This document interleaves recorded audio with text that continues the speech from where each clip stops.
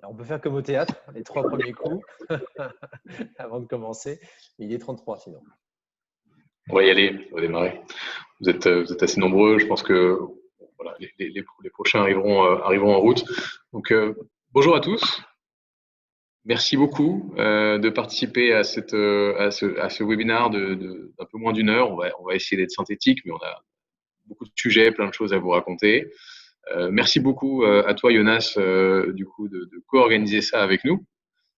Et Cornerstone, du coup, sur cet événement. On a beaucoup de choses à raconter, chacun par nos expertises, sur le sujet des compétences, comme la clé de voûte du recrutement interne et externe. On a pensé que ce serait intéressant de vous présenter chacun, à travers nos angles, l'angle de nos expertises, comment nous, on intègre la notion de compétence dans la stratégie de déploiement de nos solutions et l'accompagnement de nos clients, et plus largement, comment on pense en fait ce sujet-là au cœur de nos stratégies, à la fois chez Clever Connect, d'un point de vue plutôt recrutement externe, et Cornerstone, qui évidemment travaille aussi sur ce sujet-là, mais a aussi un angle aujourd'hui peut-être plutôt interne. Voilà, on va essayer de séparer un peu les sujets, même si on a chacun des choses à dire sur les deux sujets, pour qu'il y ait une continuité et qu'on vous présente ça de façon assez fluide, je dirais. Et donc, on va d'abord se présenter, ensuite on va vous présenter chacun ensuite notre angle, la façon dont on présente les compétences au cœur de notre stratégie et comme la clé de voûte du recrutement. Évidemment, du coup, comme je le disais tout à l'heure, pour ceux qui viennent d'arriver, vous avez la possibilité de poser des questions en bas de l'écran, dans un onglet questions-réponses. Et si on a le temps, si le timing nous le permet, on essaiera de répondre à un maximum de ces questions. Est-ce que, Jonas, tu veux ajouter quelque chose ? Déjà ravi, parce qu'effectivement, on attendait ce webinaire depuis quelques temps. Il faut toujours trouver le créneau. Donc, moi, je suis ravi que l'on puisse enfin le faire. C'est un sujet qui est un sujet d'actualité qui intéresse beaucoup d'organisations, le sujet compétences. Il y a des approches assez théoriques, il y en a d'autres plus pragmatiques. On va essayer de vous donner un angle de vue. Il n'y a pas de réponse parfaite à tout sujet, mais en tout cas, vous donner un retour d'expérience de nos organisations, car chez Clever Connect et Cornerstone, on accompagne les clients sur ces thématiques-là, et on va vous partager aujourd'hui une partie de ce qu'on fait avec nos clients, tout simplement, et ravi d'être ici.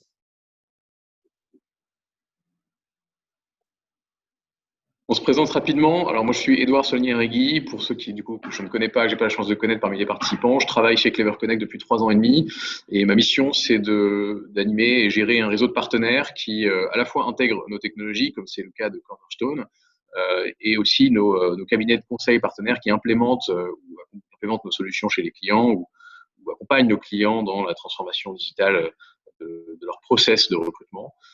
Et donc, je travaille énormément en lien avec nos équipes partenaires technologiques, mais aussi avec nos propres équipes produits et commerciales pour travailler à des offres d'innovation, à la structuration de nos offres produits en fonction du marché et de ce que proposent nos partenaires. Donc, je suis très amené à parler avec nos clients des sujets de compétences, des sujets des processus de recrutement, d'un point de vue métier aussi. Et donc, à ce titre-là, moi, je suis très heureux de vous parler de ce sujet parce qu'il me tient à cœur et on en parle beaucoup avec Jonas parce que c'est tout à fait en lien avec ce qu'on fait ensemble. Et donc, Jonas Devise, moi je fais partie de Cornerstone et j'étais au tout début de ma carrière recruteur, donc j'ai notamment fait de la chasse de tête avant de plonger dans le système dans les solutions RH dédiées au recrutement et au développement des collaborateurs. Et donc, au sein de Cornerstone, je gère la relation avec nos partenaires. Donc, nous avons des partenaires privilégiés comme Clever Connect pour enrichir les solutions que nous proposons avec des outils de type vidéo, de matching et ainsi de suite. Et effectivement, l'objectif, c'est d'accompagner les clients pour leur proposer le meilleur service. Et le sujet compétence, c'est un sujet qui est majeur, qui est clé chez Cornerstone. Et donc, on a besoin de travailler des bons partenaires. Et donc, on a plaisir de travailler avec Clever Connect.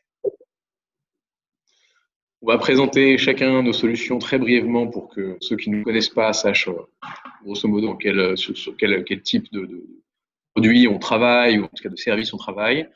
Je commence rapidement par Clever Connect. Je te laisse la main sur la slide d'après, Jonas. Clever Connect, donc pour ceux qui ne nous connaissent pas, on est un acteur spécialiste de la talent acquisition. C'est-à-dire que notre métier, c'est d'accompagner nos clients à différentes étapes du processus d'attraction et de sélection du candidat. Et pour ça, on a soit des offres modulaires, soit une offre globale. Donc, par exemple, sur la partie attirer des candidats, on a un job board qui est assez connu en France, qui est un des principaux job boards leaders en France, qui s'appelle Météo Job, qui est un site d'emploi qui reste aujourd'hui plus de 7 millions de profils inscrits et qui comptabilise 150 000 offres d'emploi en permanence, 600 000 candidatures chaque mois. Vous comprenez que c'est un média important et c'est une base de données importante sur le marché du travail. Je vais en parler un petit peu après, ça je parlerai dessus. Parce que c'est un formidable exploratoire, en fait, observatoire pardon, du marché du travail et de l'évolution des compétences sur le marché du travail français. Nous, on se sert énormément comme ça. C'est un service en soi pour des clients qui souhaitent attirer plus de candidats sur leur plateforme.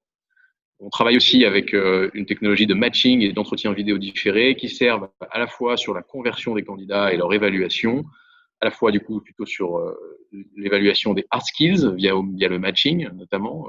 Toutes les informations contenues dans le CV peuvent être analysées, sont beaucoup des savoir-faire, des expériences et des métiers, plutôt des hard skills. Et on travaille aussi sur l'entretien vidéo qui, lui, est au contraire un outil plutôt de sélection et d'évaluation sur la base de critères comportementaux, de présentation et de motivation. Et ces offres-là peuvent se combiner chez des clients en une seule plateforme, qui est en réalité le site carrière des clients. Où là, on présente une offre un peu globale, notre suite, qui est une suite de sites carrière intelligents, c'est-à-dire un site carrière qui est à la fois optimisé pour l'attraction des candidats, avec un excellent référencement sur Internet et une optimisation du référencement, évidemment des indexations sur les moteurs de recherche, mais aussi les réseaux sociaux, etc., qui est optimisé pour la conversion, parce qu'il est adapté d'un point de vue mobile et le parcours va être personnalisé de sorte à ce que le candidat va être motivé à postuler. Par ailleurs, des technologies permettent de simplifier la candidature. Donc, il y a vraiment un site carrière qui est optimisé pour attirer et convertir des profils.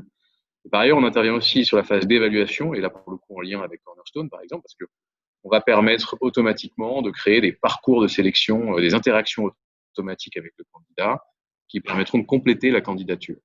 Par exemple, si un profil commercial postule sur votre site carrière et que vous avez décidé qu'un poste commercial doit compléter sa candidature CV par un entretien vidéo différé ou un test métier ou un test de langue, par exemple, on va pouvoir générer des scénarios automatiques pour simplifier la vie du recruteur, automatiser une partie des tâches de collection des informations, et tout ça intégré dans l'ATS. C'est cette notion d'intelligence, notamment, qu'on offre et qui fait que notre site carrière ne va pas simplement être un beau site carrière, mais va être aussi un site carrière qui est efficace d'un point de vue acquisition de trafic, conversion de trafic et évaluation jusqu'à l'entretien du candidat.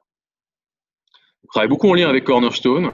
Je passe la balle, Jonas, pour expliquer du coup comment vous intégrez vos solutions sur la partie recrutement. Tout ce que vous a présenté Edouard, c'est effectivement ce qui nous intéresse d'ajouter à notre offre de recrutement. Donc Cornerstone en 2 mots, donc société américaine. Le marché français est le 2e marché mondial de Cornerstone. Donc c'est un marché important. Nous avons des belles équipes, on a des beaux partenaires, on a une belle équipe effectivement en France avec un centre notamment de R&D. On a aujourd'hui plus de 7000 clients dans le monde, dans des solutions qui sont multilingues. Et la compétence est la clé de voûte, ce qu'on appelle le Skills Engine, le moteur de compétences, vient nourrir la plateforme que l'on propose. Que notre plateforme permet de gérer le cycle de vie complet du collaborateur, du recrutement, en passant par son intégration, à ses données administratives pour le gérer, ce qu'on appelle le core RH, jusqu'à des éléments d'évaluation, les entretiens développement, les entretiens annuels, tout ce qui est formation, le volet learning, plan de développement, la succession.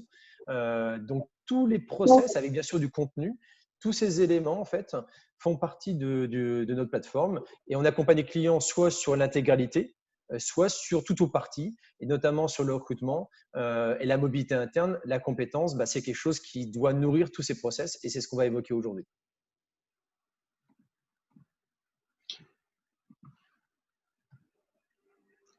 Le sujet est assez large. Jonas le présentait tout à l'heure. Il disait que c'était effectivement, on va traiter un angle, 2 angles.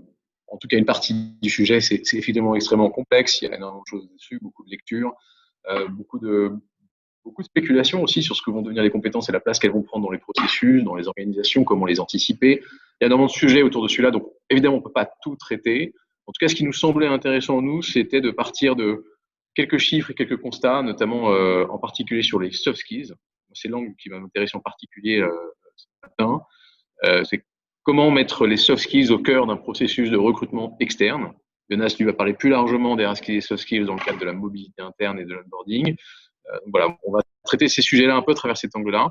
Moi, je voulais juste m'arrêter sur un chiffre qui, je trouve, est un bon point de départ, qui est que d'après une étude de LinkedIn en 2019 sur le Global Talent Trends, qui sort chaque année, je crois, de LinkedIn, en 2019, il reportait que 92% des professionnels du recrutement qui étaient interrogés par l'étude et des recruteurs eux-mêmes, des managers recruteurs, disaient que pour eux, les soft skills étaient au moins aussi importants, voire plus importants que le savoir-faire, que les hard skills. 92%. Donc il y a vraiment eu quasi unanimité, un consensus sur le fait que en fait, les soft skills, c'est quelque chose de très très important dans le cadre à évaluer dans le cadre d'un recrutement, parce que probablement que c'est très très important pour permettre à des collaborateurs d'être en succès dans l'organisation, d'être performants.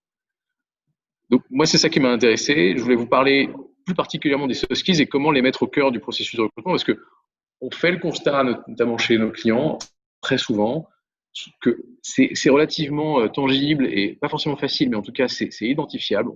On sait mesurer à peu près assez bien quand même les hard skills, le savoir-faire de nos clients. On se rend compte que mesurer tout ce qui est soft skills, c'est souvent quand même beaucoup plus complexe et on touche un peu plus à la personnalité et donc c'est forcément un peu plus sensible et parfois moins tangible. Et donc, on a beaucoup de clients qui s'interrogent sur la façon d'intégrer les soft skills dans le parcours de candidature ou dans le parcours de sélection.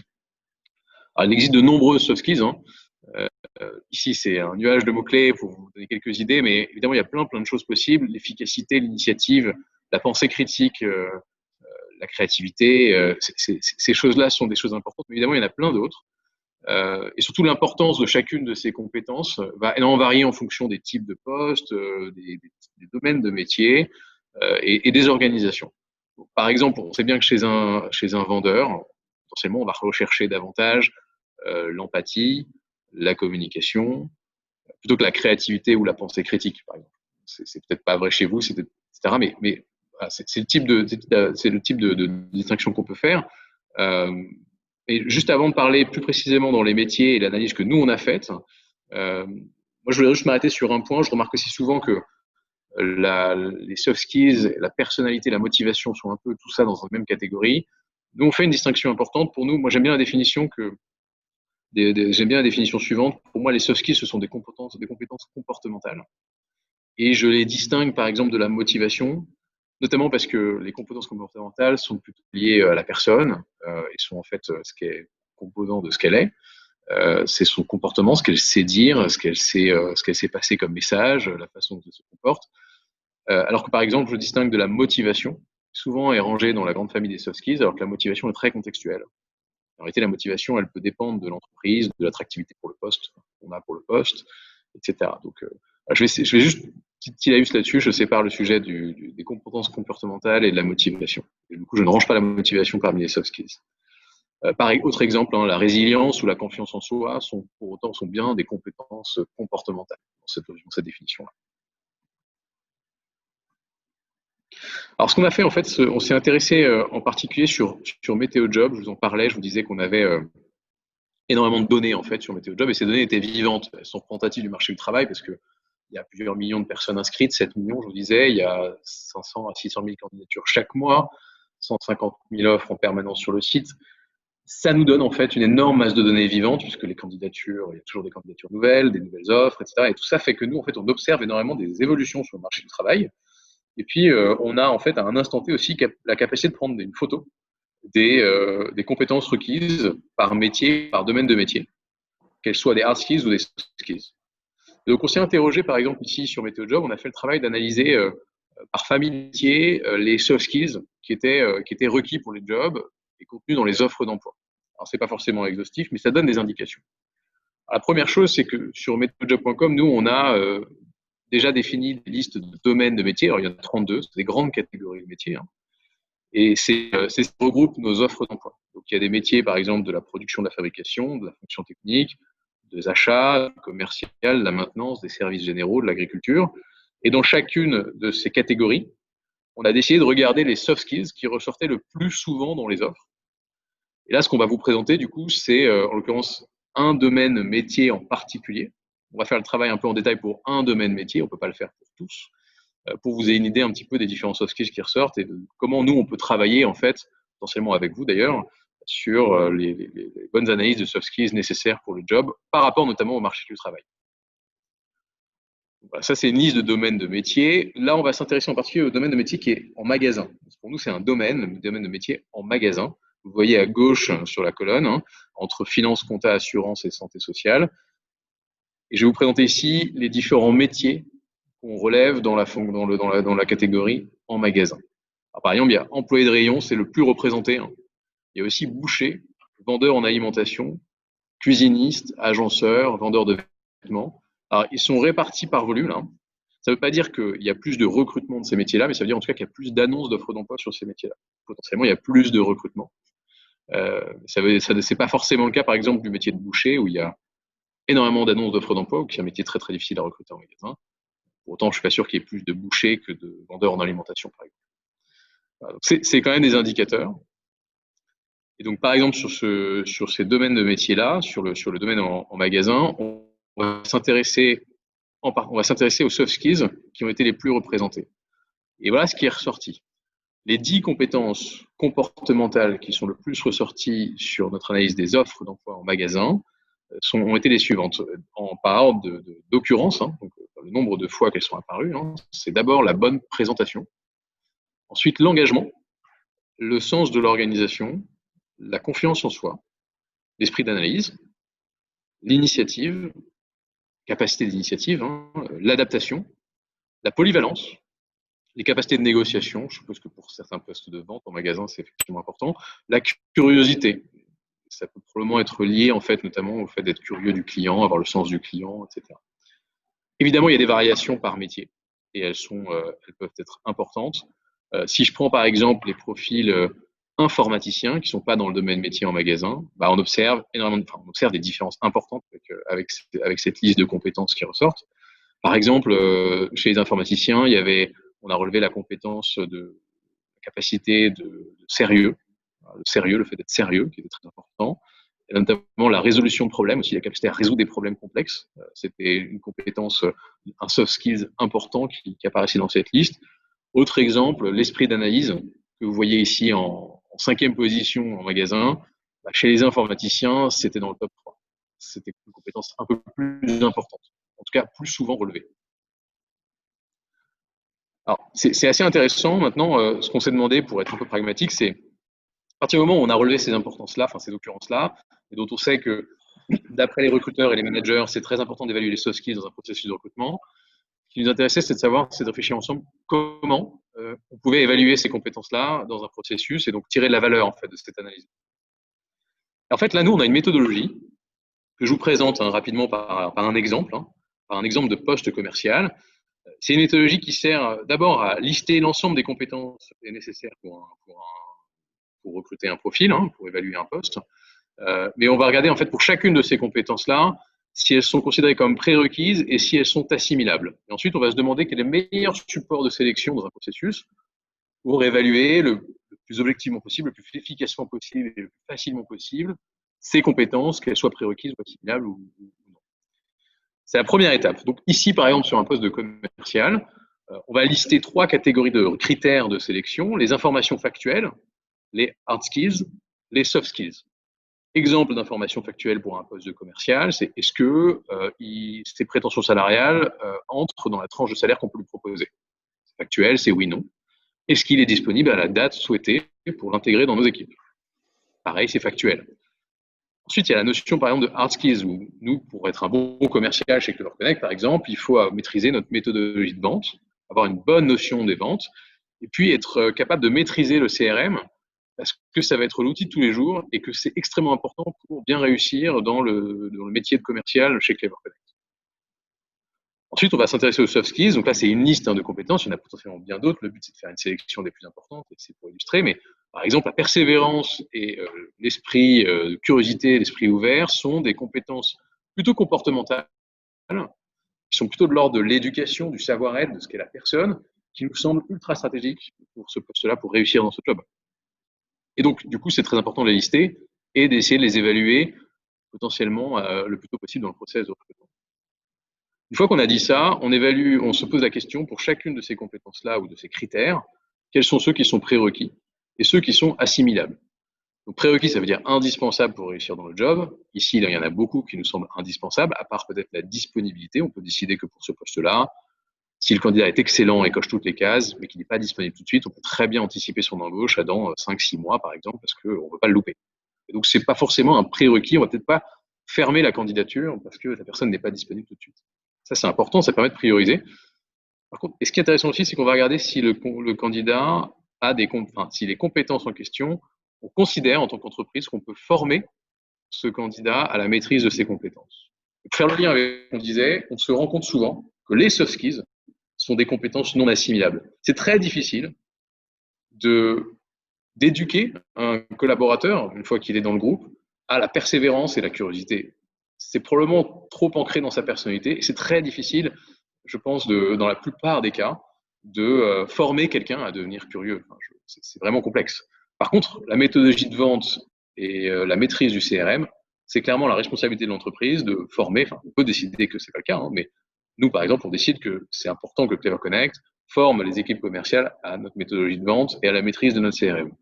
Et donc, on considère que ces compétences-là, elles sont assimilables avec le temps et que le collaborateur, du coup, pourra les maîtriser dans le temps. Et donc, s'il n'a pas ces compétences-là en bagage quand il arrive dans l'entreprise, eh ben, c'est l'entreprise qui le forme. Ensuite, il y a plusieurs supports de sélection potentiellement pour chacune de ces compétences. Parfois, un simple QCM suffit à évaluer, à obtenir les informations qu'on souhaite obtenir du candidat, par exemple la date de disponibilité.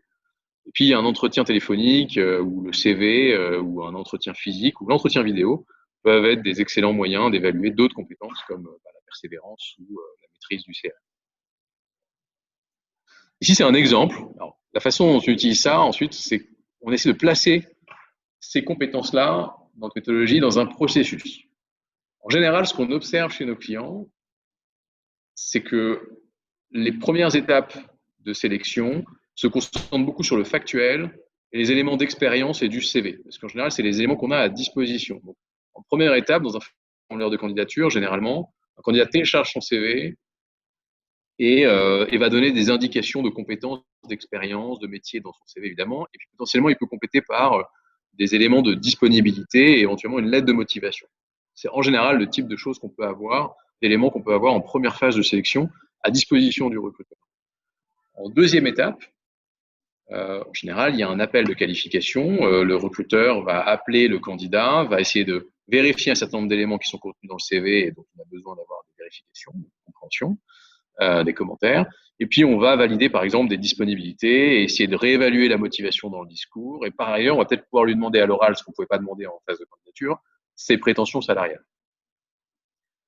Et c'est du coup plutôt en dernière étape, si dans le cadre de ce type de processus-là, en 3 étapes, lors des interviews managers, que vont être évaluées plutôt les connaissances métiers, comme la méthodologie de vente, et puis les soft skills, comme la persévérance, la curiosité. En général, cet avis-là, il va être fait en entretien, soit par le manager, soit par le RH, soit par les deux, mais plutôt en dernière phase de sélection, physiquement, pendant la rencontre, qu'elle soit à distance ou physique.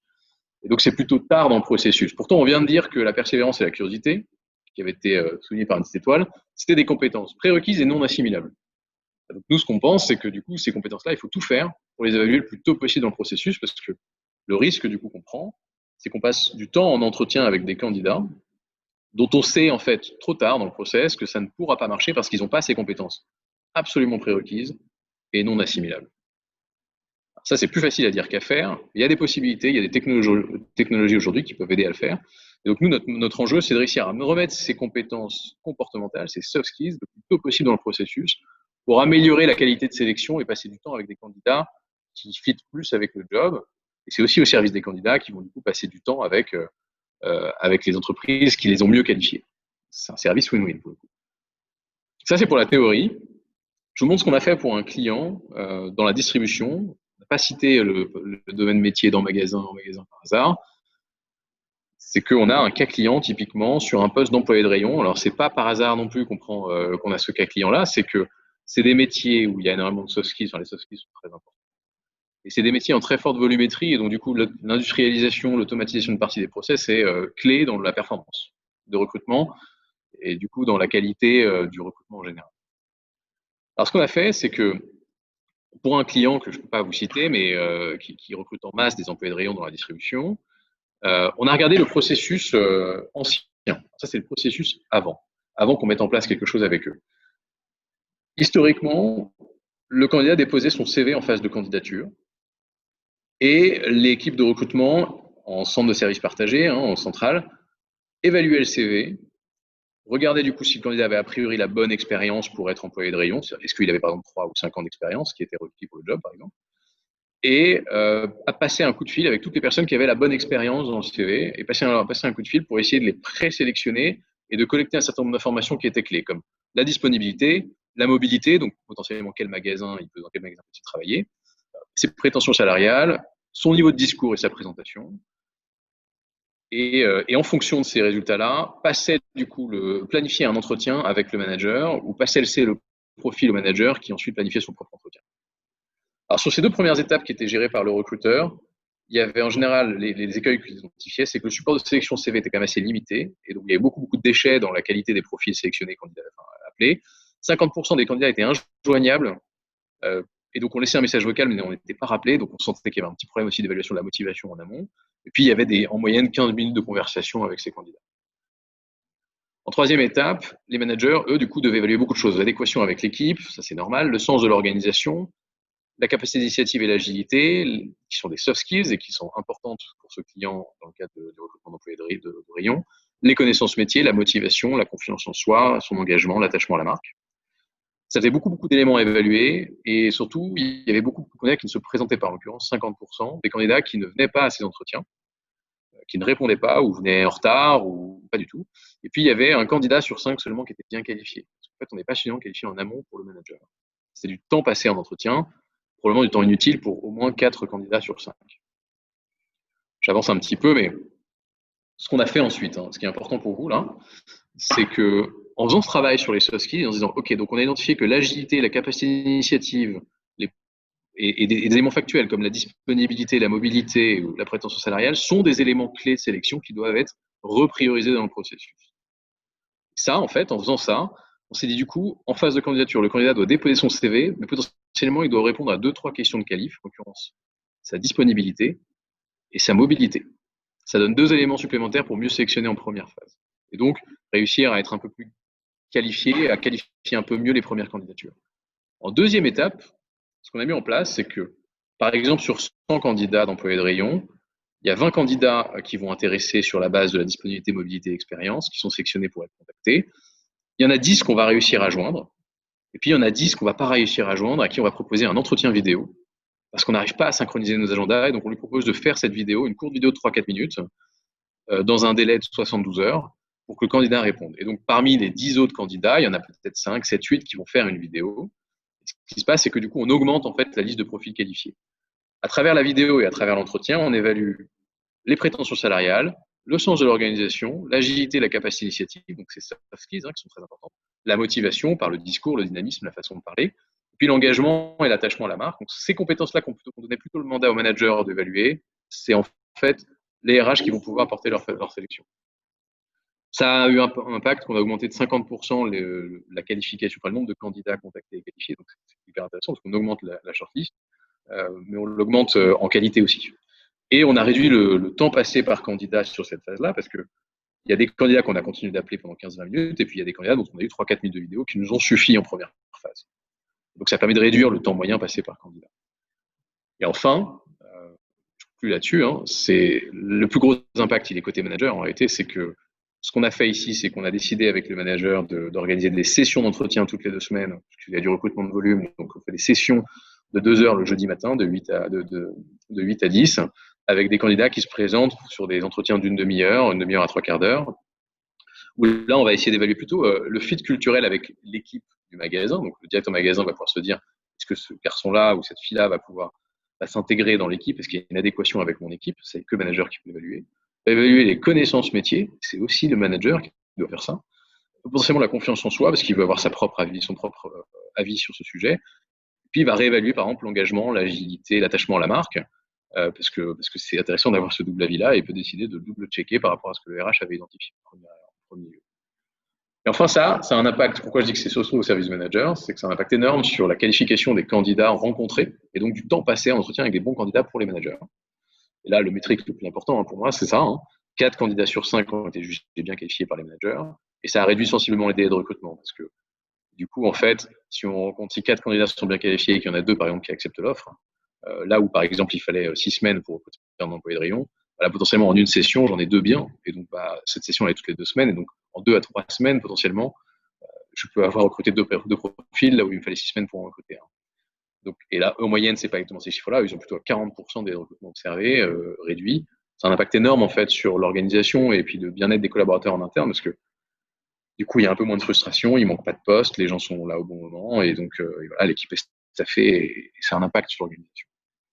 Donc voilà, tout ça pour dire, c'est un exemple de notre méthodologie et d'une application chez un client. S'intéresser aux soft skills, c'est pas juste de la théorie. Si on fait ça d'un point de vue très pratique et qu'on réfléchit aux bonnes technologies et aux bons scénarios d'interaction avec les candidats, on peut avoir un impact très fort sur l'efficacité de l'organisation, enfin l'efficacité du recrutement et donc sur l'organisation. C'est l'angle qui nous intéressait aujourd'hui. Je me permets de rebondir sur ce que tu dis, Edouard, notamment sur le fait que la technologie est un support. Effectivement, il faut avoir le bon angle d'attaque. Il faut effectivement bien déterminer ce que l'on veut mesurer, comment on veut le mesurer, écouter le client et adapter l'approche aux besoins business. Là, effectivement, dans ton exemple, c'est clair que l'enjeu business de quelqu'un qui est en point de vente, d'un patron de point de vente, c'est que son activité fonctionne. Donc, qu'il ait les bonnes personnes au bon moment et qu'il gagne du temps. Si vous lui faites gagner du temps, il gagne de l'argent et les collaborateurs sont sur le poste qui leur convienne et tout va bien se passer. Donc ça, c'est vraiment un enjeu aujourd'hui des organisations, c'est faire bien rapidement, mais avec la qualité associée en fait. Donc ça, c'est une illustration. Moi, j'aime beaucoup ton illustration de cette approche parce que ça optimise le recrutement avec ce que vous avez constaté chez les clients en termes d'approche et puis après la solution que vous avez proposée et qui s'appuie sur votre technologie pour pouvoir mieux les servir et faire gagner du temps non seulement à la société qui est votre commanditaire, mais aussi aux patrons de business, les managers de terrain qui, eux, sont dans l'activité et qui ont besoin de mieux fonctionner en fait. Exactement. Et il y a plein de façons. Là, c'était un exemple. Il y a évidemment des façons très différentes de gérer des populations cadres, non cadres, en volume, en pénurie, dans l'industrie, dans les services. Mais effectivement, c'est très intéressant et ça fait le lien avec ce que tu veux nous raconter. Mais je pense que ça a aussi énormément de valeur pour bien identifier quel est le meilleur parcours d'intégration derrière pour les collaborateurs. Parce que si on a identifié que telle compétence était manquante, mais non prérequise ou prérequise, mais assimilable, dans ces cas-là, peut-être qu'on va pouvoir adapter les parcours d'intégration et peut-être même mieux suivre dès le départ en fait, l'évolution des collaborateurs une fois entrés dans le groupe. Effectivement, c'est un maillon clé, sachant que de toute façon, aujourd'hui, le recrutement interne, la mobilité interne et le recrutement externe sont des process qui ne doivent pas être dissociés. On voit aujourd'hui beaucoup d'entreprises qui ont des process qui sont liés. C'est-à-dire que quand on recherche quelqu'un, on regarde d'abord si on n'a pas des personnes dans nos viviers avant de diffuser à l'externe. Donc là, on refait un petit peu l'histoire d'un candidat externe qui est passé par le processus effectivement d'employé de rayon que présentait Edouard et qui, dans le cadre de ce processus-là, a pu être sélectionné. Et effectivement, s'il y a des écarts de compétences ou des éléments sur lesquels on peut l'aider à mieux s'intégrer, même s'il coche toutes les cases, même si la personne sélectionnée coche toutes les cases, eh bien, si on peut mieux préparer son entrée, eh bien, elle sera d'autant plus efficiente dans son poste. Tout le monde sera content, elle-même, son manager, et elle pourra évoluer aussi. Si on prend l'exemple de l'intégration, effectivement, c'est un maillon pour faire le lien entre les deux et on peut accompagner chaque personne pour s'assurer que leur entrée dans le poste et leur évolution va bien se passer. Tu peux passer au suivant, s'il te plaît, Edouard? Parce qu'en plus, je vais t'obliger de te solliciter à chaque fois. Alors, un élément de contexte qui est effectivement intéressant, c'est que la mobilité interne est considérée par toutes les organisations, c'est plus de 80%, comme étant un enjeu majeur au niveau mondial. En France, c'est le même chiffre. Il y a 81%, c'est la moyenne mondiale, ce qui est intéressant dans l'étude, mais les 81%, c'est aussi le même chiffre pour les DRH foncés. Donc, un axe de rétention, donc c'est quelque chose à ne pas négliger, c'est vraiment essentiel. On peut passer au suivant, s'il te plaît, Edouard. Et donc, c'est essentiel pourquoi? Si vous regardez notamment une étude de Deloitte sur les raisons pour lesquelles un candidat intègre une entreprise, un candidat, une candidate. Si on prend notre exemple de notre employé de rayon, si je postule dans une entreprise, pourquoi j'y vais en fait? Pour trouver un job, oui, mais c'est aussi pour développer mes compétences. Je sais pertinemment que je ne vais pas faire une carrière de 20, 30 ans dans une organisation, mais j'y vais pour me développer. Donc, si l'organisation peut mieux connaître mes compétences, comme on l'a vu avec Edouard dans la partie sélection, mais aussi une fois que je suis dans l'entreprise, c'est essentiel. Donc, pour le savoir, eh bien, il faut connaître effectivement la personne du mieux possible. Donc, c'est que les informations qui ont été capturées, donc enregistrées dans le cadre du processus de sélection, connues par des personnes, puissent être capitalisées, mais c'est aussi qu'on puisse enrichir ces informations qu'on a pu capter lors du processus d'entretien de sélection pour le recrutement externe, mais aussi quand la personne va commencer à opérer, à travailler dans le sein de l'entreprise, d'avoir ce mapping de ses compétences. Et si tu peux passer au suivant, Edouard, ça c'est une illustration un petit peu de toute l'histoire de ce candidat. Si on reprend notre histoire de l'employé de rayon, ça pourrait être aussi notre commercial, le fameux commercial qui travaille chez Clever Connect. Alors, on peut prendre le commercial de Clever Connect pour changer. Donc, si on prend un commercial qui va travailler chez Clever Connect, il va déjà effectivement visualiser une offre et en fonction de ses compétences, pouvoir postuler. L'intégration, comme on l'évoquait, le parcours de onboarding est clé parce qu'effectivement, il faut proposer un parcours qui soit adapté au poste auquel le commercial a postulé pour commencer, par exemple, à apprendre le CRM, l'outil de gestion commerciale utilisé par Clever Connect, pour qu'il soit bien préparé et qu'il puisse rapidement, dès les premiers jours, pouvoir mieux l'utiliser. Maintenant, vu qu'il travaille dans une organisation, le collaborateur ou la collaboratrice, donc la personne, va effectivement apprendre des choses au contact de ses collègues, ou avec son manager, avec les équipes RH, avec effectivement le métier qu'elle va mettre en pratique. Donc, au fur et à mesure, elle apprend des choses. Donc, il est important de pouvoir capturer ces informations-là pour enrichir le profil de compétences. Et on va y revenir, bien évidemment, sur ce détail de ce profil de compétences et comment on peut faire. Et pourquoi on fait ça? Parce que plus on connaît la personne, plus on peut lui personnaliser son expérience et plus on peut l'aider dans le cadre de sa mobilité interne. Si on fait juste un petit parallèle, si vous allez sur Netflix, si vous allez sur Amazon, en tant que consommateur, vous voyez qu'au fur et à mesure, les outils vous connaissent. Ils regardent les achats que vous avez faits. Et bien dans une société, les personnes avec lesquelles vous collaborez, les outils que vous utilisez peuvent aussi connaître les compétences et mieux connaître les compétences que vous déployez pour pouvoir mieux vous aider et mieux vous coacher pour pallier des déficits de compétences, pour grandir dans l'entreprise. Et pourquoi grandir dans l'entreprise? C'est aussi pour développer la mobilité interne. Donc vraiment, la chaîne de valeur, elle est du début jusqu'à la fin, jusqu'à la mobilité interne sur le volet compétences. Si on peut passer au suivant, Edouard. Et donc, quand on parle d'un portefeuille de compétences, ce portefeuille de compétences, il vient de différentes sources. Différentes sources qui peuvent être notamment des informations qui viennent de mon CV. Donc, vous avez effectivement une personne qui a postulé, on a récupéré ces informations clés et on a pu identifier des compétences qui sont associées. Donc, des compétences qui peuvent être des soft skills, des hard skills. Ce qui peut être intéressant aussi, c'est de pouvoir identifier par rapport à l'intitulé de poste que vous avez occupé. Quelquefois, effectivement, on n'a pas forcément des descriptions de compétences dans un CV et autres. Et bien, en fait, de pouvoir identifier les compétences qui sont relatives à un poste. Et bien, notamment, ce que nous propose à nos clients, on a une ontologie, donc un dictionnaire de compétences qui a été validé pendant plusieurs années, qui est composé de 53 000 compétences. Et bien, cette ontologie nous permet effectivement d'indiquer et d'orienter effectivement quelles sont les compétences qui sont logiquement associées à tes types de postes pour faciliter le travail et aider notamment un collaborateur qui va pouvoir, on va pouvoir lui recommander les compétences et vérifier si elles lui paraissent correspondre à ses compétences à lui. Donc, imaginons, je suis commercial, on va lui lister toutes les compétences comportementales et les soft skills et hard skills qui sont associés à ces deux postes et la personne va confirmer oui, ça me correspond, non, ça ne me correspond pas et en ajouter d'autres dans le cadre d'un référentiel structuré. Ce qui est important, parce qu'aujourd'hui, un référentiel, s'il n'est pas structuré, on arrive à des choses qui ne sont pas cohérentes, valides ou des choses qui ne peuvent pas être comparées entre elles. Donc ça, c'est un élément qui est essentiel. Et puis, bien évidemment, il faut pouvoir tenir compte des évaluations qu'on peut avoir. Quand on travaille avec des personnes, dans le cadre d'une équipe projet, eh bien, que l'on puisse être évalué par ses pairs est important. Donc, ça permet de valider des compétences. On peut bien sûr faire évaluer ses compétences par son manager, mais aussi dans des processus un peu plus larges. Et donc, ça, c'est vraiment essentiel de se baser sur les évaluations. Après, on peut aller sur des tests. Enfin, il y a un ensemble de capteurs qui permettent de construire le portefeuille de, par exemple, mes compétences à moi. Moi, en tant que Jonas, quelles sont les compétences qui me caractérisent? Eh bien, il y a différents éléments qui viennent de différentes sources pour que ça puisse devenir mon propre portefeuille de compétences, ce qui permettra d'affiner et de m'aider pour grandir dans l'entreprise.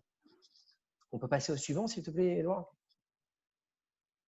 Et donc, pourquoi c'est essentiel? C'est que la compétence, elle est clé pour le collaborateur ou la collaboratrice, mais aussi pour l'organisation.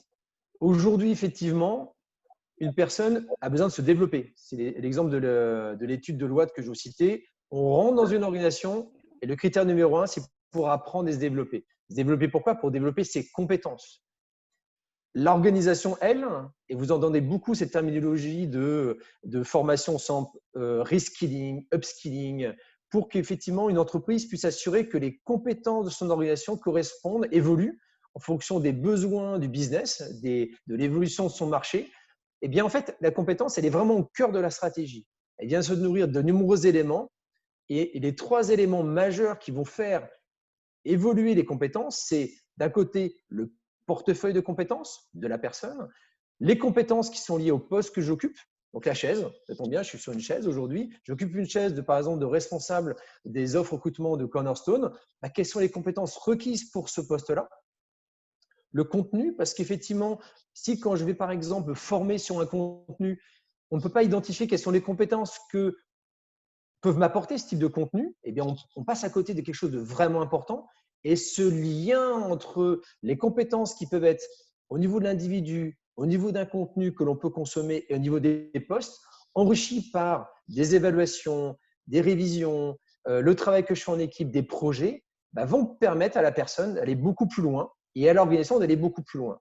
Donc, du côté collaborateur, de mieux se développer sur les différents axes, et à l'entreprise de connaître, parce qu'aujourd'hui, énormément d'entreprises ne connaissent pas les compétences présentes dans l'organisation. Il leur en manque une grande partie. Ça peut être jusqu'à 2/3 des compétences non identifiées en entreprise. La GPEC, on en parle depuis des années. Au final, de manière pragmatique et concrète, ça ne permet pas forcément aux entreprises d'avoir une visibilité des compétences connues et maîtrisées par leurs collaborateurs. Donc, il est important de pouvoir capturer ces informations-là au plus près dans tous les process RH nécessaires pour permettre de développer la mobilité interne. On peut passer au suivant, Edouard, s'il te plaît? Et donc, oui, on a aujourd'hui un cercle vertueux parce que développer ses compétences pour pouvoir évoluer dans l'organisation, donc pour la mobilité interne, parce qu'on peut très bien aujourd'hui avoir des compétences en tant que commercial. Si je prends le commercial Clever Connect ou l'employé de rayon, dont on prenait l'exemple tout à l'heure, Edouard, en tant qu'employé de rayon, je veux devenir chef de rayon. Quelles sont les compétences que je dois développer? Eh bien, en fait, je dois sûrement me former. Ça peut être une formation sur le terrain, une formation e-learning, enfin différents sujets pour apprendre à mieux maîtriser la gestion des stocks et autres. Eh bien, il faut que je me développe, il faut que je puisse consommer cette formation de manière adaptée pour pouvoir évoluer, grandir et avoir la capacité, bien sûr, si j'ai les compétences comportementales associées, eh bien, on peut peut-être m'aiguiller pour les développer un peu plus, même si j'ai effectivement les fondamentaux et les compétences techniques et les hard skills, pouvoir effectivement être formé pour être capable d'occuper le poste de chef de rayon. Donc ça, c'est un cercle vertueux. Et si on passe au suivant, Edouard? Donc là, c'est juste un exemple d'illustration, c'est qu'effectivement, si on prend un poste et d'avoir une évaluation sur des attendus, sur une mission que l'on occupe aujourd'hui ou sur une mission que l'on vise, et de pouvoir mesurer les écarts pour après qu'on puisse nous proposer des recommandations en termes de formation. Donc ça, c'est si on peut passer au stade suivant, Edouard. Donc là, c'est juste un exemple de comment on peut capturer l'information. Maintenant, effectivement, si on me recommande des formations et que je dois effectivement me former dans un support qui n'est pas mon outil de travail, si je reprends l'exemple du commercial qui utilise un outil de CRM, et si on prend l'exemple de Salesforce, qui est notamment le leader mondial dans le domaine des outils de CRM, si je pouvais être formé quand je suis dans Salesforce en tant que commercial, ce serait vraiment sympa. Pourquoi? Parce que c'est mon outil de travail et je me forme quand j'utilise mon outil de travail au quotidien. C'est comme quand je suis en train d'utiliser Microsoft Teams, eh bien, je peux te former. Nous, c'est ce qu'on propose.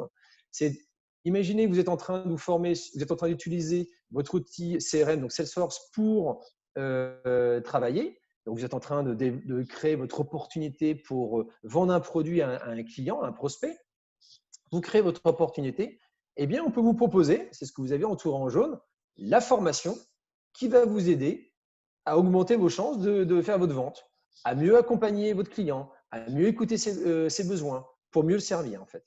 Eh bien, d'avoir les formations, les contenus de formation adaptés au bon moment dans vos outils du quotidien, ça c'est l'avenir aujourd'hui, notamment pour développer ses compétences, c'est de faire, on parle de in the flow of the work, c'est développer effectivement ses compétences avec les outils que vous utilisez au quotidien. Et ça, c'est un élément important, notamment dans le cadre de la mobilité interne. On peut passer au suivant, Edouard? Et donc, nous, ce que l'on retient et ce que l'on voit avec les stratégies de gestion des compétences qu'on peut voir, c'est bien évidemment, on en parle depuis des années, qu'il est important que les collaborateurs puissent devenir acteurs de leur carrière. Ce n'est pas le cas aujourd'hui. Moi, je parle avec plein de clients et il s'avère qu'ils ne peuvent pas, notamment si on est sur des volumétries importantes de collaborateurs, si on est une société de 50 000, 100 000, 200 000 collaborateurs, il n'est pas possible et on ne voit pas toutes les personnes acteurs de leur carrière. Et pourtant, ce n'est pas parce qu'une personne est acteur de sa carrière que les autres ne méritent pas aussi d'évoluer. C'est parce qu'ils n'ont pas forcément les compétences comportementales pour faire leur promotion interne, pour en parler effectivement à leur manager, alors qu'il serait intéressant pour l'organisation de les faire évoluer et bien évidemment pour les personnes. Donc, comment les rendre acteurs?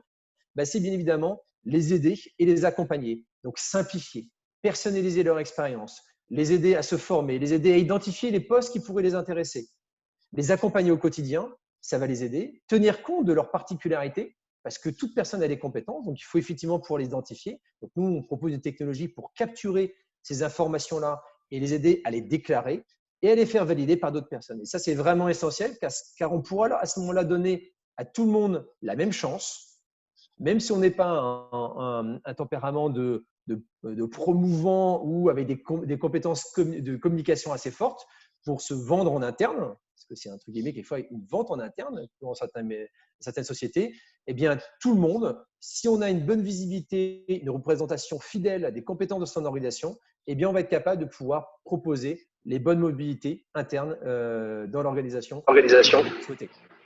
Il y a une question, Jonas, là, je vois sur qui pose la question, il y a quelqu'un qui pose la question, est-ce que la mobilité interne ne devrait pas être aussi importante que le recrutement externe, souvent délaissé dans les organisations? Je trouve ça intéressant comme question, parce que alors, effectivement, c'est que la mobilité interne devrait être beaucoup plus déployée et le recrutement interne est très très important. C'est un service aux collaborateurs qu'on doit pouvoir proposer, même si les deux doivent exister, hein. Et je trouve ça intéressant justement que vous ayez cette approche-là aussi et qu'on ait cette double approche ensemble, spécialiste de l'acquisition de talents et spécialiste aussi de votre côté plutôt de la gestion des talents. Et je trouve que la question elle a beaucoup de sens dans cette discussion. Tout à fait d'accord. C'est effectivement la mobilité interne. L'étude que je vous présentais tout à l'heure, sur 81% des DRH considèrent que la mobilité interne est clé. Il y a effectivement des métiers où il y a un turnover qui est fort.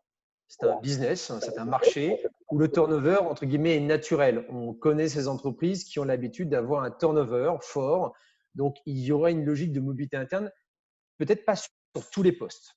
Donc, la mobilité interne, elle peut se confronter à ce type de contexte. Elle peut se confronter aussi à des processus qui ne sont pas forcément mis à plat, en fait, pour permettre à tout le monde de pouvoir avoir accès à ces offres de mobilité, donc une sorte de bourse à emploi interne, mais aussi à des logiques de promotion interne. Par exemple, si vous avez des sociétés où on voit souvent le cas, des collaborateurs, des collaboratrices performantes quittent l'entreprise, ça fait des années qu'ils disent à leur manager « je veux bouger ».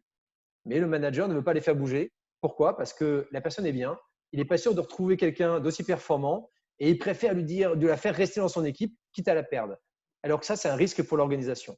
Donc, en fait, il y a beaucoup de facteurs qui peuvent expliquer que la mobilité interne n'est pas parfaite de nos organisations. J'avais déjà fait un webinaire sur le sujet. Donc, si ça vous intéresse, je pourrais vous redonner les pistes de réflexion sur cette thématique-là.